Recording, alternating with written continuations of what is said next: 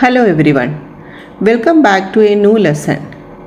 Today we are going to learn something very interesting. Can you find a number that can be divided only by one and itself? Think for a moment.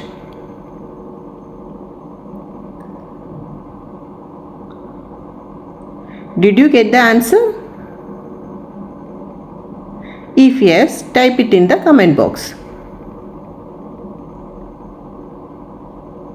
Did you type the answer? What is the answer? So, did you get 2, 3, 5, 7 and so on? Excellent. What do we call these numbers? Yes, these numbers are called prime numbers. But before we learn prime numbers, let's talk about something very important called patterns. Have you noticed a pattern around you? Let's see what kind of pattern we can find around us.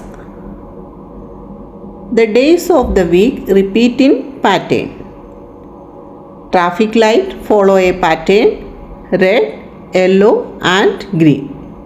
Even the season come every year in a pattern. Mathematics help and understand these patterns. Scientists use patterns to make discoveries. Engineers use patterns to build bridges and buildings. Computers use patterns to store information.